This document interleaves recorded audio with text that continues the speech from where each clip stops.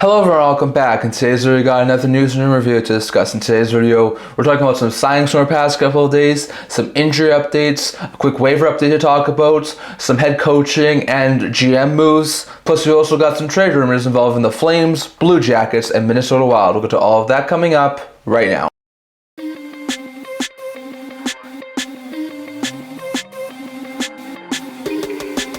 Hello everyone, welcome back to another video here at the End-to-End Hockey channel. Before we begin this video, don't forget to like this video and subscribe below. Thank you for all of your support. It really does help out the channel, so if you haven't already, please hit the subscribe button down below. It really does help out the channel, and we're on the road to 500 subscribers. And don't forget to leave a comment down in the comment section below so seeing all that discussed in today's video. So in today's video, we're going to start off as we usually do. We're talking about some signings. In today's video, we are looking at 12 signings, 11 entry-level contracts that have been signed over the past few weeks that I haven't gotten around to touching on yet. So we got a couple of interesting entry-level contracts to talk about. First, we saw 3 ELCs handed out by the Edmonton Oilers. First, they signed goaltending prospect Nathaniel Day, who was a 2023 6th-round pick, to a 3-year ELC with an AAV of $857,000. Day looks like eventually he could be a decent backup goaltender for the Edmonton Oilers, so that's an interesting signing there from the Oilers to get Day on a new 3-year ELC. Then they signed undrafted center prospect David Tomasic and undrafted left-wing prospect John Seminski, both to 1-year ELCs. Tomasic to a $1.2 million AAV and Seminski to a $975,000 AAV. So those are some interesting ELCs. Seminski and Tomasic both look like they could eventually be decent bottom 6 forwards. So some interesting ELCs handed over the past little while.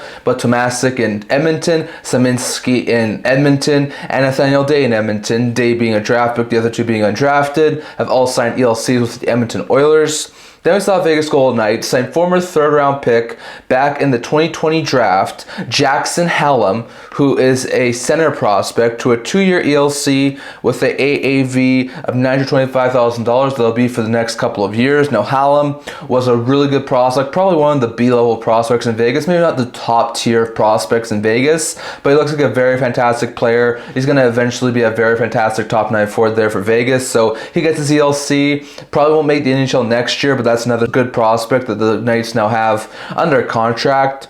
Then we saw the Calgary Flames send one of their top prospects, an Iodar Suniev, who's a left winger, to a 3-year ELC with an AAV of $923,000. He was a 2023 3rd-round pick, so it was just a couple of years removed from being drafted. Suniev got into 1 game of NHL action with the Flames before the season ended, putting up no points. Suniev looks like a very fantastic forward prospect there for the Flames, will eventually be a very stellar top 6 guy. I could even see him making the roster as early as next year, so interesting out there, but the Flames have signed Suniev to an ELC. Then we saw Utah Hockey Club send one of their draft selections from this past year, and that's Thomas Lavoie. Lavoie, who's a right shot defensive prospect, was picked 89th overall in the 2024 draft, 3rd-round draft selection, gets a 3-year ELC with an AAV of $873,000. That'll be for the next 3 years. So Lavoie, it was a really good draft selection from this past year. Looks like eventually is going to be a solid 3rd, maybe 2nd pair defenseman. Another guy who's probably going to have to develop for a year or two before he gets to the crack of the NHL roster, but that's a really good prospect there in Utah, and I think Lavoie has a future at the NHL level, so interesting out there. Then we saw Nashville Predators signed 2022 4th-round pick, 114th overall, right-wing prospect Cole O'Hara to a 2-year ELC with an AAV of $860,000. O'Hara is a decent prospect. He was one of the lower picks in the 2022 draft, so I'm not sure how close he is to being at the NHL roster at this point, but that's another interesting prospect that the Preds have signed. It'll be an interesting prospect to keep tabs on over the next couple of years. Like I said, I probably won't make the NHL roster next year, but I think in a couple of years' time, he could wind up being a decent guy, so interesting out there. But the Preds have signed forward prospect Cole O'Hara to a 2-year ELC.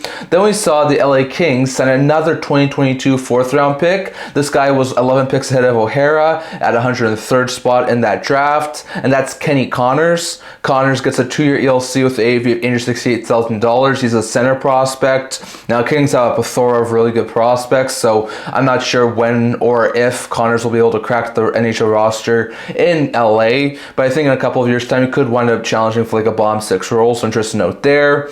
Then we saw the Boston Bruins sign undrafted forward prospect Dalton Bancroft to a 1-year ELC with an AAV of $950,000. Bancroft had a fantastic season over the NCAA, was one of those guys who teams were targeting as trying to sign. I'm not sure if Bancroft will make the NHL roster as of next year, but that's an interesting sign there for the Bruins to sign Bancroft to a new contract. Then we saw Florida Panthers sign undrafted player, right winger Anton Lundmark to a 1-year ELC with AAV of $975,000. So just like Boston, just like those two guys in Edmonton, one of the guys who was in the NCAA had a really good season and was sought after by a whole bunch of NHL teams. He winds up signing a 1-year deal in Florida, so interesting note there.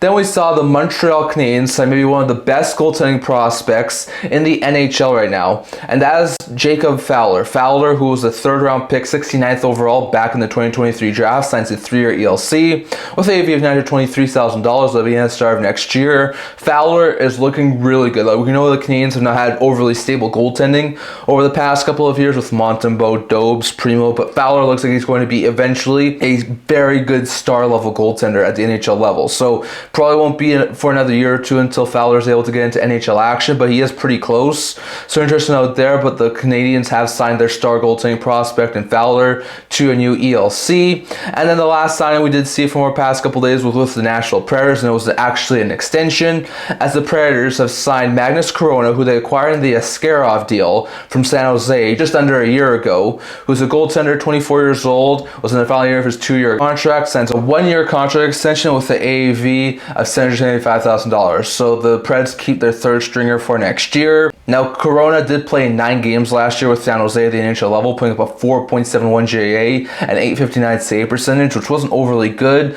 He played in 29 AHL games this year, didn't have great numbers, putting up a 2.87 GAA and 901 save percentage. Could have been better, but definitely could have been worse too. So I think Chrona still has the future, is potentially challenging for like a backup role in Nashville. So interesting note there, but those were the signs we saw from our past couple of days. Some interesting prospects got signed, including guys like Suniev in Calgary, Hallum in Vegas, and Fowler in Montreal, and then Chrona gets an extension in Nashville, so interesting note there. Next, going over to a couple of injury updates from our past couple of days. So we got a couple of injury updates from our past couple of days. So first, with the New York Islanders, Semyon Varlamov is hoping to start skating over in June as he works his way back from a lower body injury that he suffered back in November, and he should hopefully be back for training camp. So we know Varlamov dealt with a whole bunch of injuries for the Islanders this year, so hopefully he will be able to get back before training camp starts. Mike Riley, who missed a few months this year with a heart condition, is expected to play next year, which is really great news there for the Islanders and for Riley, who did have some health concerns earlier. So great stuff to see that Mike Riley is expected to play next year. And Matt Barzal, who suffered a knee injury in February, should also be back for training camp. So Barzal and Varlamov, who missed a whole bunch of time this year due to injuries, should also be back for training camp. Buffalo's Owen Power, who missed the last 2 games of the year with an ankle injury, won't need surgery and will be out for about 2 months. So the Sabres not playing any games anymore. That's not too worrisome, and he should be back for training camp, so just note there. Well, Josh Norris missed a whole bunch of games towards the end of the season for Buffalo as he was dealing with a torn oblique muscle. So that's the reason why Josh Norris missed so many games towards the end of the season for Buffalo. So hopefully he's able to recover in the offseason and he's able to get to training camp healthy for Buffalo, so interesting note there. Philadelphia's Rasmus Ristolainen's season ended prematurely due to an arm injury. He has underwent arm surgery, and he may miss the start of the 2025-2026 season due to it, so that's not great news there for Philadelphia. Ristolainen's also a trade candidate, so that might put a damper on him being traded before the season starts next year, so we'll have to wait and see on that. But Ristolainen has undergone surgery on his arm, and he will wind up probably missing the start of next season. Well, Sam Ersson was dealing with a lower body injury throughout the 24-25 season, so we know that the Flyers goaltending was not overly great, and Ersson playing through an injury probably has nothing to do with that, so interesting note there.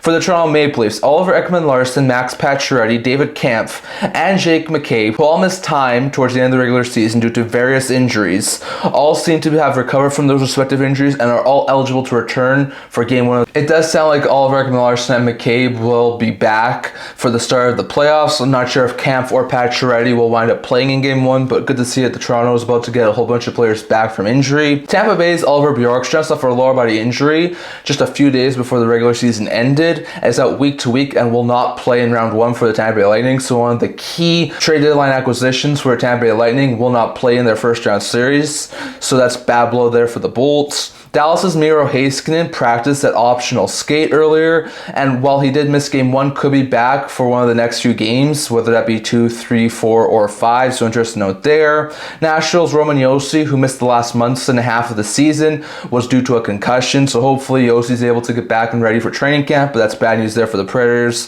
that Josi missed that much time due to injuries. Winnipeg's Gabriel Velarde, who has been out since March 23rd with an undisclosed injury, didn't play in Game 1, and he may miss a couple more games before he's able to get back into game action for the Jets, but he is practicing in a non-contact jersey, so that's good news there for the Jets. Colorado's Gabriel Landeskog has been activated off a long-term injury reserve and is nearing a return from his 2.5, close to 3-year injury absence, so good to see that for Landeskog, and it's good to see he might be able to return in the very near future. Edmonton's John Klingberg, who missed 20 of the last 21 games due to a lower body injury, should be activated in the very near future and get back into game action, so that could be really good. Well, Vander Kane is nearing a return from his injury, but then playing Game 1, so interesting note there that Vander Kane is very close to returning, but he didn't play in Game 1. Los Angeles' Tanner Jeannot is still out week to week with his ankle injury, and he will also not play in his first round series. So just like Bjorkstrand and Tampa, Jeannot will not be an option for the Kings in their first round series. Washington's Alex Protas didn't practice and may miss some playoff games due to this foot injury he suffered a couple of weeks back. So hopefully Protas won't miss too much time, but that's bad blow there for the Caps. Martin Fehervary didn't practice after missing the Caps' final game of the regular season and missed Game 1 of the Caps series against the Montreal Canadiens, so that's a bad blow there for Fehervary. He's been a pretty decent top 6 defenseman there for the Washington Capitals this year, so that's a bad blow there for Washington. Jonas Siegenthaler, who's been out for 2.5 months now with lower body injury in New Jersey, probably won't play in round 1, so that's a bad blow there for the Devils D-core, as they did get Hamilton back just before regular season ended, but it doesn't seem like they'll have Siegenthaler for the first round. And those are all the injury updates from our past couple of days, so it's good to see guys like Kane, Landeskog, Heiskanen, and Ekman-Larsson all either return to game action or be nearing a return, and hopefully they don't look too bad in their return. So bad news to see guys like Ristolainen, Bjorkstrand, Jeannot, and Fehervary all be out with injuries, and hopefully they won't be out for an overly long period of time, but some interesting injury updates from our past couple of days. Next, going over to a couple of interesting pieces of news. So I haven't done one of these trade rumor videos in the past little while, so in the past like 4 or 5 days we've seen a handful of coaches be fired. So we got 3 coaching firings here to talk about. So in Anaheim, after I think it's like 1 or 2 years in the Anaheim Ducks organization as their head coach, the Ducks have officially fired Cronin as their head coach and will now begin a coaching search.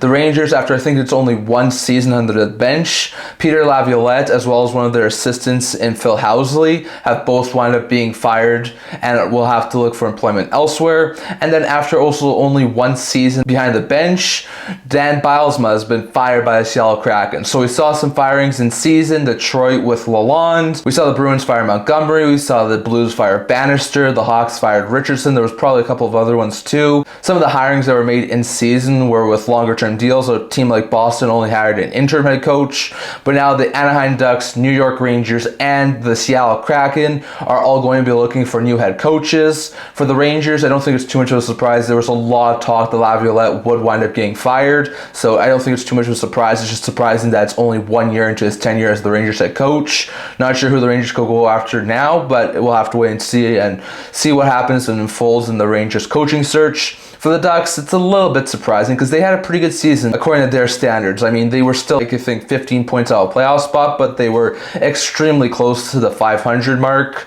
So, I mean, I was expecting the Ducks to get between 75, 77. I think they hit 80, so they surpassed my expectations a little bit.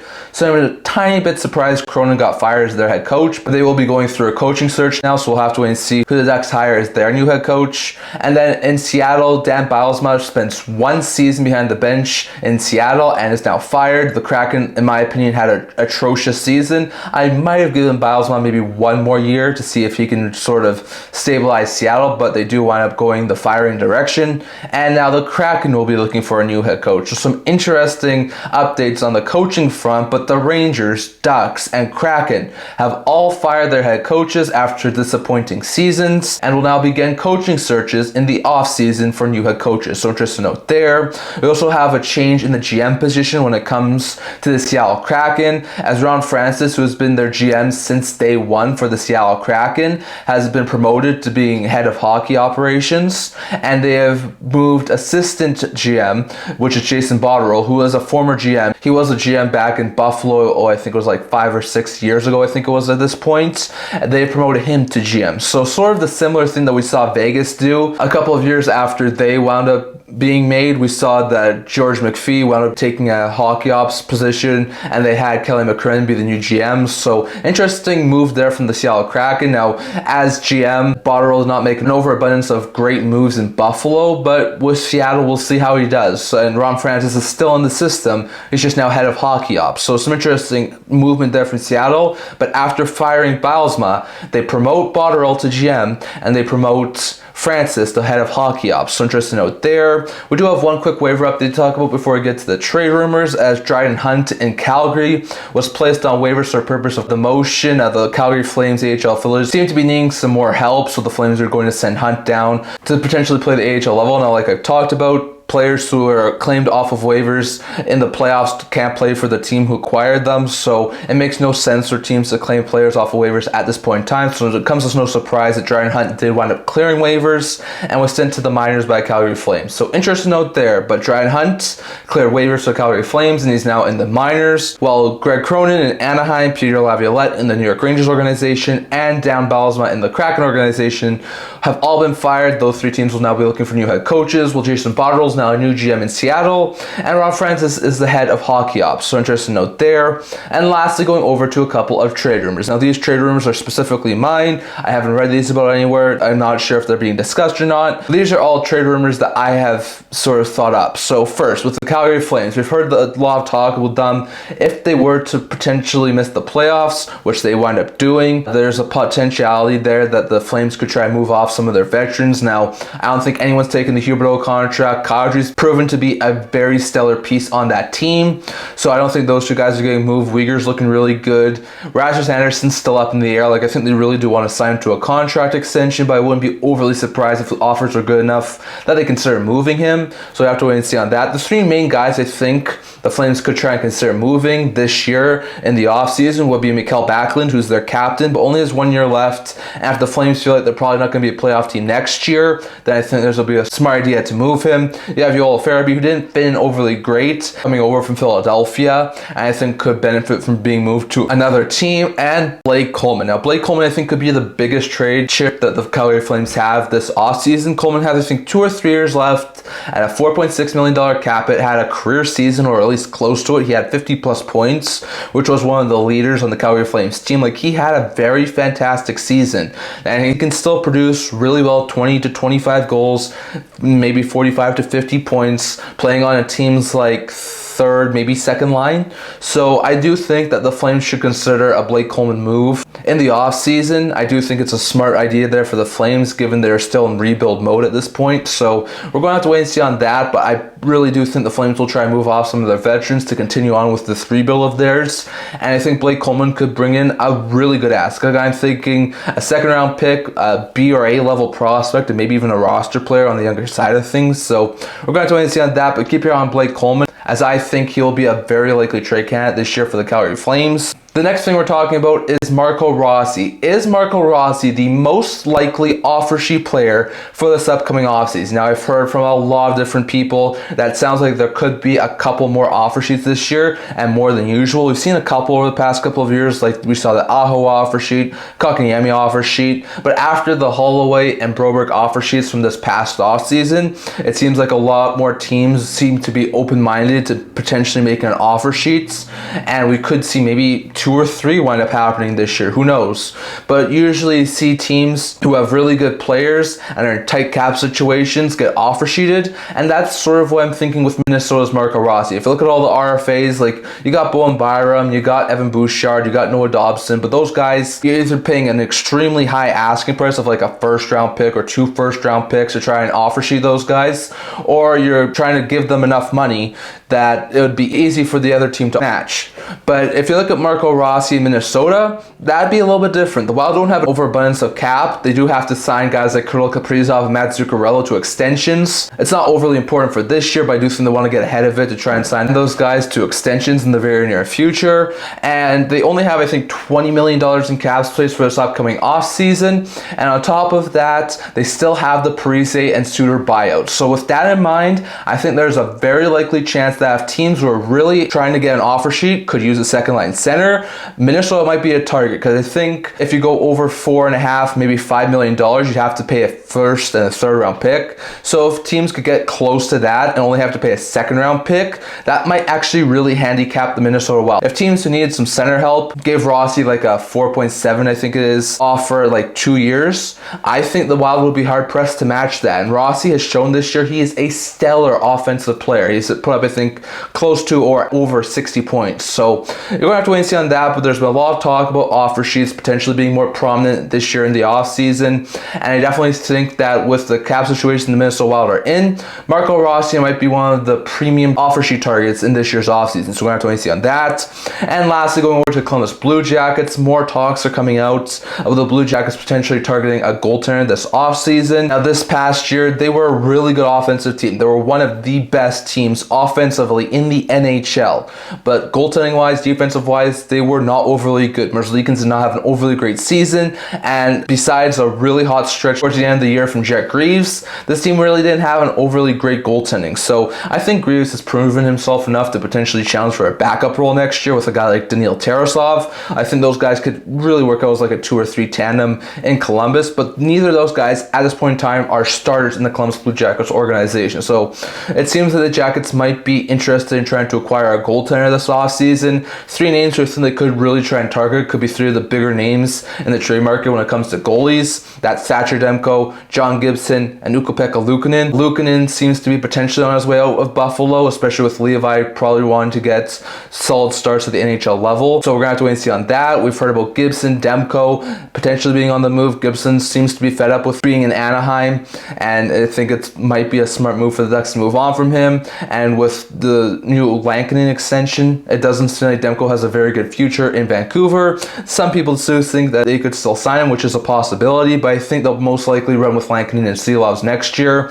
So I think Demko's probably going to be on the trade block. So I think the Jackets have the assets, the prospects, the picks to try and make one of those moves. So we're going to have to wait and see on that, but we've heard about Merzlikin's buyouts. We've heard about them trying to shake up their goaltending, and if they were to shake up their goaltending, I think going after guys like Demko, Gibson, or Ukko-Pekka Luukkonen would be very smart moves there from the Jackets to try and improve their goaltending situation. So we're going to have to wait and see on that, but that's all we're going to talk about for today. I'd love to hear your guys' thoughts on all that was discussed here today down in the comment section below. What's your opinion on all of this? What do you think the Flames will do, and could Coleman be a trade chip there for Calgary? Is Marco Rossi a potential offer sheet candidate? And do you think the Blue Jackets will target a goaltender, maybe Demko, Gibson, or Pekka Luukkonen in the offseason? If you have your thoughts on all of that, plus the Cronin, Laviolette, and Bylsma firings, Hunt being placed on and clearing waivers, Bottrelli being named GM of the Seattle Kraken, and the injury updates and signings from the past couple days. If you have your thoughts on all of that, down in the comment section below. That's all I'm going to talk about for today. Remember to like this video,